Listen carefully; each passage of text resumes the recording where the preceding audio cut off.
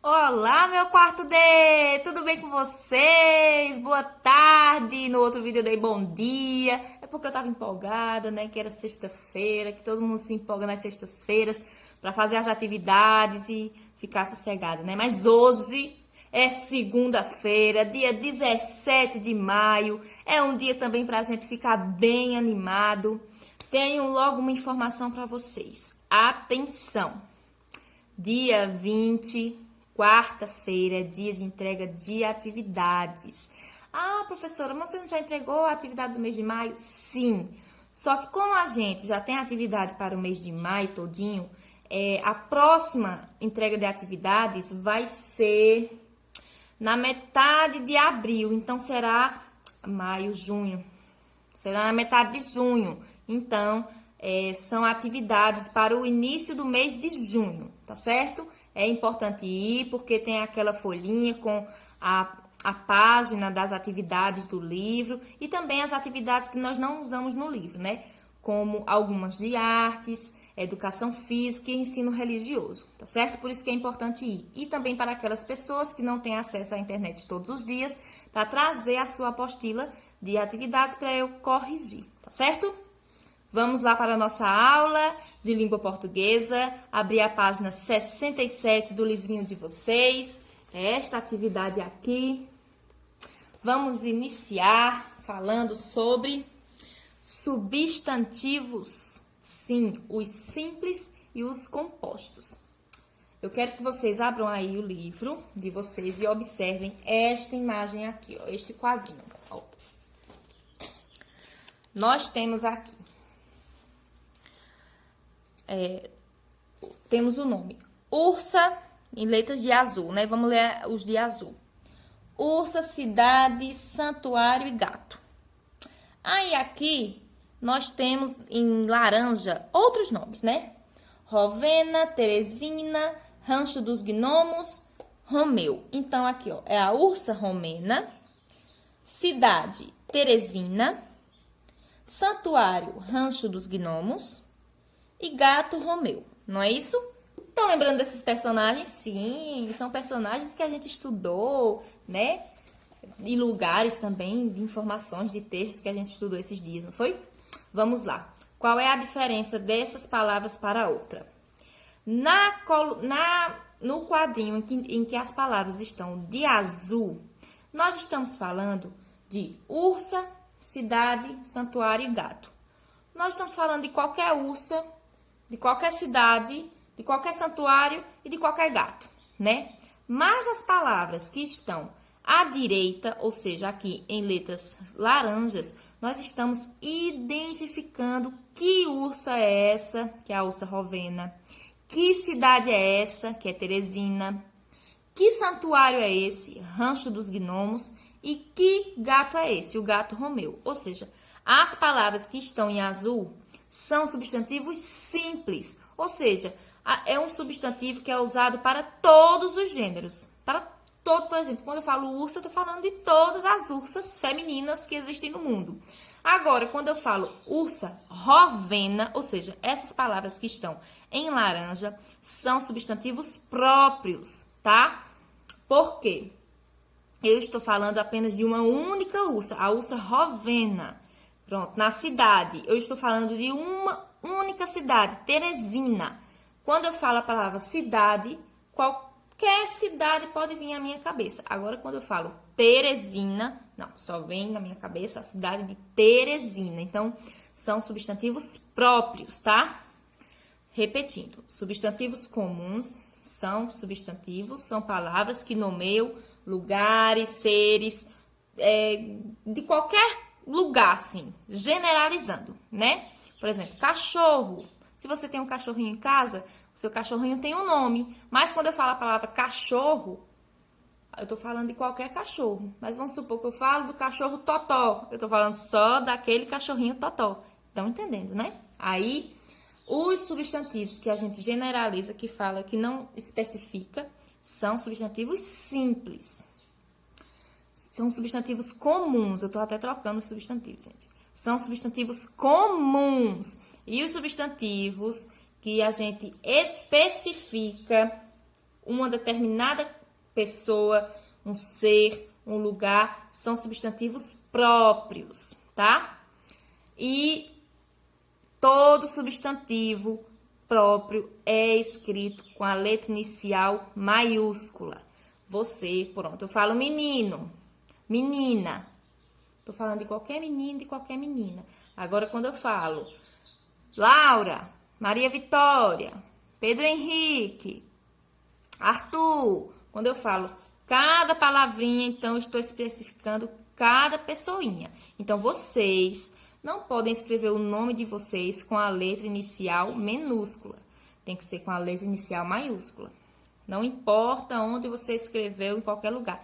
É um substantivo próprio, então tem que ser escrito. Assim também como o nome da cidade, o nome de rua, o nome da escola. Não se pode reescrever com a letra inicial minúscula. Tem que ser com letra inicial maiúscula. Até o nome da rua, professora, sim.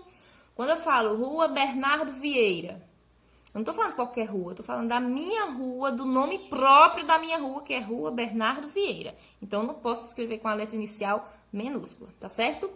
E a nossa atividade está na página 68 e vocês vão apenas escrever aqui, ó. Temos um quadrinho. Ó. Temos aqui um quadrinho que está escrito aqui, ó, substantivos comuns e substantivos próprios. Vocês vão escrever o nome de país, um país ou dois, que vocês conheçam. Vai escrever o nome de um artista, de uma cidade, de um homem, de uma mulher e de um herói.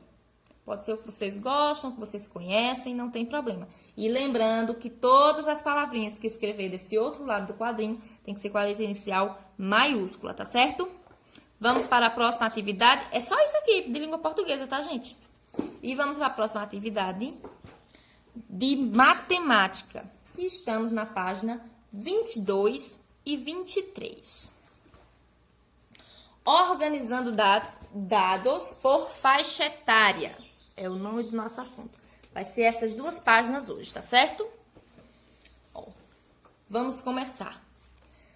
Primeiro, a escola onde Nayara estuda promoveu a Semana do Cinema para alunos e funcionários. Veja abaixo a anotação que ela fez, ou seja, Nayara, né?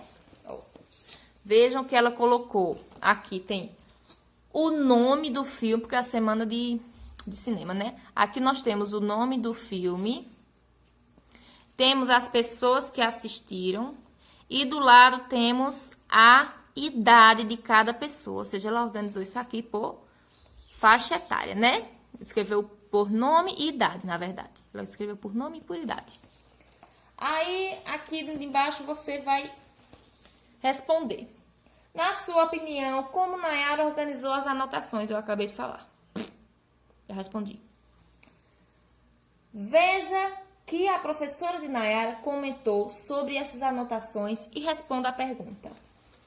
Muito bem! Agora responda quantas pessoas com até 13 anos participaram da Semana do Cinema. Ou seja, vocês vão olhar aqui quantas pessoas participaram da Semana do Cinema com até 13 anos. Não é só a pessoa que tem 13 anos, é uma pessoa que tem de 0 a 13 anos.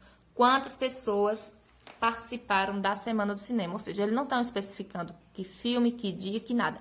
Ele quer saber quantas pessoas até 13 anos participaram. Aí vocês vão olhar aqui pela idade e ver quantas pessoas até 13 anos, tá certo? E vão responder aqui, ó. Junte-se a um colega, ou seja, junte-se a alguém em casa e pense em uma maneira de organizar as informações da lista de modo que seja mais rápido.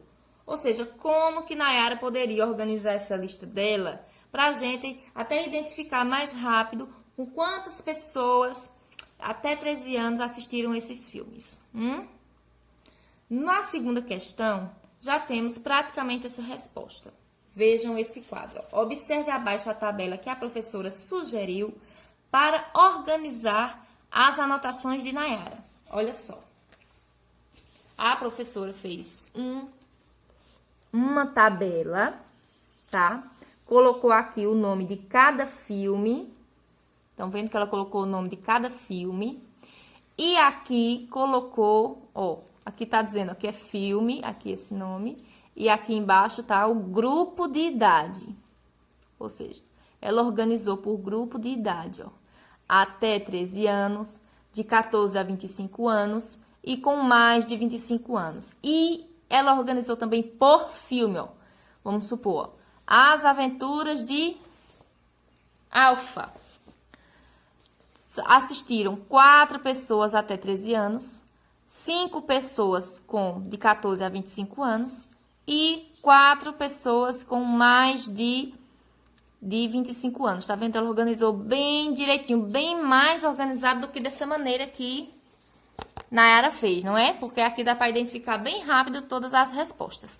E essas questões aqui, ó, todas até aqui a resposta tá aqui, gente. É só ler o gráfico, ó. Nessa tabela, as pessoas foram organizadas em grupos de idades. Quais são esses grupos? Tá aqui na tabela. Tem até o nome, grupo de idades. Aí vocês vão ter foi até dividido em 3 grupos. Quais foram esses grupos de idade? Aí vocês vão escrever os 3 grupos de idade que foi organizada a tabela. Letra B. O que pode ter motivado a professora a escolher esses grupos de idades? Conte aos colegas e ao professor. Isso é uma resposta pessoal, né? Inclusive que é uma resposta até mais lógica, que foi até para ficar mais organizado, mais fácil de localizar as informações, né? Letra C. Você agruparia as pessoas nesses mesmos grupos de idades ou escolheria outros grupos? Essa é uma opinião sua que você vai escrever como que você faria essa tabela, né? Se você teria uma outra maneira de fazer essa tabela, se você separaria por outros grupos, né? Aí é uma opinião de vocês. Terceiro, observe novamente aqui a tabela da atividade 2 e responda as questões. Muito fácil. Quantas pessoas com mais de 25 anos assistiram ao filme Invisível? Ele não está perguntando quantas pessoas ao todo. Você vai lá no nome Invisível, que é o nome do filme, e vai ver quantas pessoas com mais de 25 anos assistiram. E assim vai, na letra B, ó. Quantas pessoas de até 13 anos assistiram ao filme Anoitecer? Mesma coisa. Quantas pessoas assistiram ao filme As Aventuras de Alfa? Ou seja, aqui já está pedindo quantas pessoas assistiram ao filme As Aventuras de Alfa. Vocês estão percebendo a pergunta, que não está perguntando a faixa etária, está perguntando o total de pessoas que assistiram, tá? Qual foi o filme menos visto? Você vai contar cada pessoa que assistiu os filmes e ver quantas pessoas foram menos vistas. E quantas pessoas assistiram a esse filme? Vocês vão contar, vão ver quem assistiu menos e vão colocar também as informações de quantas pessoas. Vão colocar o nome do filme e a quantidade das pessoas, entenderam? Do filme menos visto, tá? E assim a gente conclui a nossa atividade de matemática. Vamos para a nossa atividade de ciências. Toda segunda nós estudamos ciências. Abram a página de vocês do livro, na página 10. É uma continuação. Vocês viram que a gente estudou sobre energia. Ou seja, eu quero que vocês leiam comigo, tá? Aqui, ó, página 10. E nós vamos até a página 13. Professora, com tanta coisa. Não se preocupe, gente. É só uma leitura rápida. Veja que tem muitas imagens ilustrando, tá? E a atividade é só uma perguntinha. Então, hoje, prestem atenção que a nossa atividade de ciências é para informações. E essas informações vão servir para as outras aulas, tá certo? Das outras atividades. Hoje teremos muita informação e a atividade é apenas uma, tá? Bom, aqui está perguntando o que é energia. E antes de responder, estão aqui, ó. Observe essa imagem. Tem uma menina correndo, uma panela de água fervendo e uma mão amassando uma garrafa, não é? Bom, se não houver energia, nenhum corpo pode se movimentar, aquecer ou deformar. Ou, em outras palavras, pode-se afirmar que energia é a capacidade de um corpo realizar uma ação. Ou seja, tudo que a gente for movimentar, que for modificar sua forma, precisa-se de energia. Tudo que se movimenta, tá? E nós temos os tipos de energia. Ó, a energia pode se apresentar entre formas diferentes. Aqui, ó, tá perguntando que tipo de energia você reconhece nas imagens abaixo. Vocês podem responder essa questão aqui, da página 10, quando terminar a explicação, porque vocês vão responder de letra, tá? Veja que tem um pôr do sol e umas árvores tronchas, né, como se fosse se movimentando, né? Aí vocês vão responder daqui a pouco, vamos prestar atenção. Vamos falar sobre energia solar, tá? A energia solar é a energia que vem do sol e ela nos traz, ela chega até a gente como fonte de energia luminosa, ou seja, que ilumina, que clareia o nosso dia, e também como energia térmica, porque é uma energia que aquece, né? Que os dias são mais quentes quando tem o sol. Quando é um dia de chuva, que o sol está escondidinho, os dias são mais frios. Então, essa é a função do sol, tá? Uma vela acesa, uma fogueira acesa, são também fontes de energia luminosa e de energia térmica. É só a gente lembrar quando falta energia, que a gente liga uma vela, né? Quem aí nunca botou a mãozinha perto da vela, se não já sentiu como fica quente e que a vela ilumina a nossa casa, né? Quando não tem energia. E também nas fogueiras. Aí vamos lembrar da fogueira de São João, tá até chegando, São João tá chegando. Que quem nunca chegou perto de uma fogueira de São João numa noite fria para se aquecer, não é? Sem contar que ela ilumina, as ruas ficam todas iluminadas, cheias de fumaça, mas ficam todas iluminadas, é aquela maravilha, né? Agora vamos falar sobre energia eólica. A energia eólica, aqui, primeiro está perguntando como é que esse brinquedinho funciona. O catavento, como é que funciona? Com o vento, né? Quando a gente assopra, quando coloca assim em direção ao vento, ele se movimenta sozinho. Para brincar com o catavento e fazê-lo girar, precisa ter a força do vento. A energia obtida do vento é chamada de energia eólica. Quem já viram aqui essas hélices, esses cataventos enormes? Gente, isso aqui é tão grande.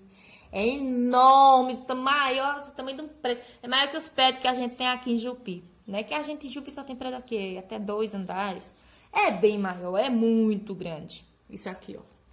Aí essas hélices, Pernambuco é uma grande fonte de energia eólica, inclusive aqui pertinho da gente, em Caetés, depois de Garanhuns. Tem muito, gente, isso aqui, Ave Maria, é muito lindo. Aqui, esse complexo eólico é de São Miguel do Gostoso, Rio Grande do Norte, tá? Porque Nordeste é uma grande fonte de energia eólica. Aí, como é que funciona? Né? Esses cataventos enormes, eles são colocados num lugar onde venta muito, né? Aí, essas hélices se movimentam e dentro delas tem um motor. Aí, quando ela se movimenta, faz o motor funcionar e o motor gera energia. Gente, é uma energia de graça. O ser humano é muito inteligente. Só que a energia que nós utilizamos, que a gente paga caro, é uma energia que vem da água, que vem das hidroelétricas, tá? Por isso que é tão caro, né? Porque a água acaba, né? Aí tem que racionar, tem momento que tem que racionar. Vocês ainda nunca viveram racionamento de água, mas eu me lembro quando eu era criança, teve um racionamento nacional. Nossa Senhora, a água só chegava 2 vezes por dia nas casas, que na época a gente não tinha caminhão-pipa, não era comum. Enfim, foi um caos. Mas graças a Deus agora tá mais tranquilo. Nem tanto, né? Porque para ter água a gente tem que pagar um pouquinho caro, né? Enfim. Vamos continuar falando das outras energias. Vamos falar agora das energias sonoras. O som é uma energia, sim. O som tem força. As energias sonoras, eles são representados por ondas, tá? A gente não consegue ver, lógico. Mas os seus tímpanos estão agora, nesse momento, dançando, vibrando, ou me ouvindo, e porque são muito sensíveis. Então, quando as ondas sonoras são fortes e altas, você pode ficar surdo, né? Vamos supor, se uma bomba estourar perto de você, se a bomba não lhe machucar, não tiver perto o suficiente para machucar, você pode ficar surdo, né? Porque pum, é um baque muito forte. A onda sonora de uma bomba é muito forte para os seus tímpanos. Inclusive, um som, quando está muito alto e perto de uma coisa sensível, ele pode quebrar, como vidro, por exemplo, né? Porque é uma força sonora através de a força da energia sonora é através das ondas sonoras, tá certo? Agora, a energia de movimento.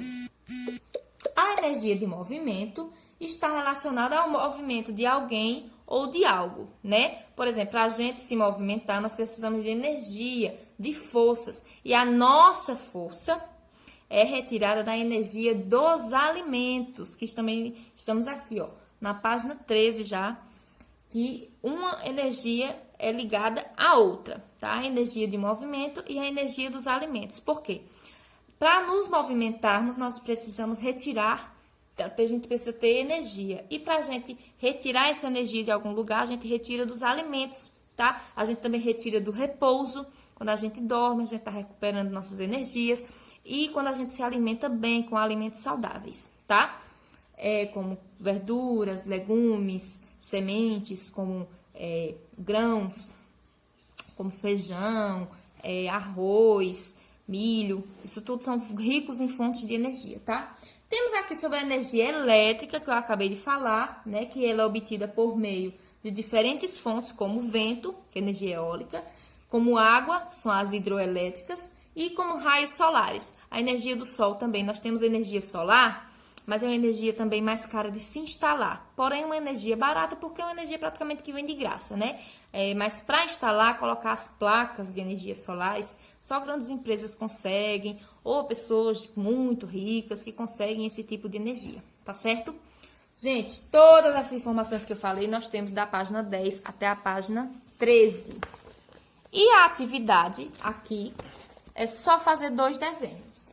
Vocês vão fazer um desenho de uma situação em que o corpo esteja usando muita energia, por exemplo, correndo, brincando, tá? E um desenho que a gente está usando pouca energia.